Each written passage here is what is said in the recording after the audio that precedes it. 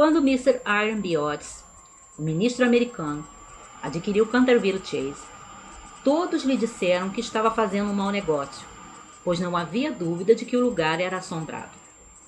O próprio Lord Canterville, que era pessoa da mais escrupulosa honestidade, achara seu dever mencionar o fato a Mr. Otis quando começaram a discutir o contrato.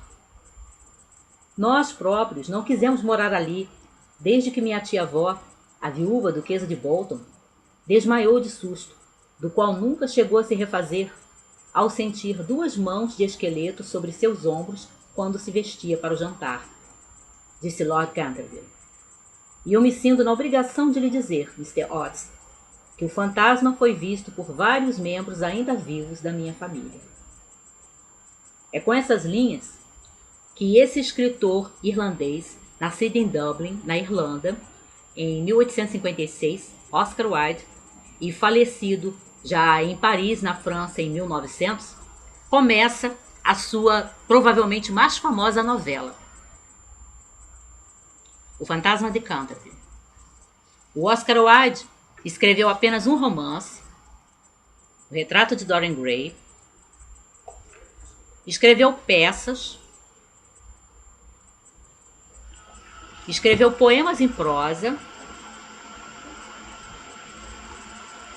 escreveu contos de fadas e é muito conhecido por uma série de aforismos, de comentários, de frases assim entre ferinas, sarcásticas e irônicas. Essa novela, O Fantasma de Canterville, é publicada ainda na época em que tudo ia bem na vida do Oscar Wilde, porque o final da vida dele foi trágico. Mas em 1887, 1888, quando sai essa novela, a vida dele ainda estava muito bem, ele estava sendo um sucesso e estava vendendo bem, e tudo na sua vida parecia estar caminhando, né? Ele estava num período de sucesso, de bem sucedido, né? E é uma novela interessante porque quando você começa a ler essas primeiras linhas, eu li a primeira vez quando eu tinha uns 12, 13, 14 anos por aí, e eu fiquei com medo, eu pensei que eu ia ler mesmo uma história de terror. Mas à medida que eu fui continuando a ler, eu vi que havia coisas para realmente dar gargalhadas, para você rir mesmo. E hoje, quando eu releio O Fantasma de Canterville, eu percebo que o Wilde está fazendo aqui é uma brincadeira com o gênero gótico. Nos lembremos que já havia uma grande tradição do romance gótico, do romance sobrenatural, na Inglaterra, já de finais do século XVIII até os começos do século XIX. E aqui ele faz uma brincadeira com o gênero, uma sátira, uma espécie de pastiche.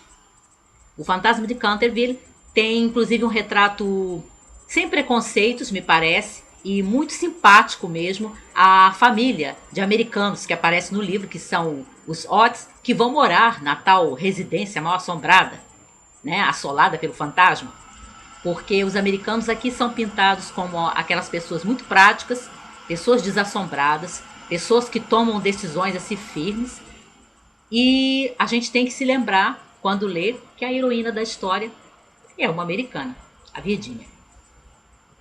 O Fantasma de Canterville, como eu disse, é provavelmente a novela mais famosa do Wilde e é realmente uma brincadeira com o gênero gótico, mas quando você vai chegando no final, além de ter dado muitas risadas, você percebe que há um pouco de comoção, algumas cenas assim dramáticas e até uns toques assim de redenção, da ideia de redenção, quase como se fosse uma espécie de conto de fadas, mas aqui para adultos.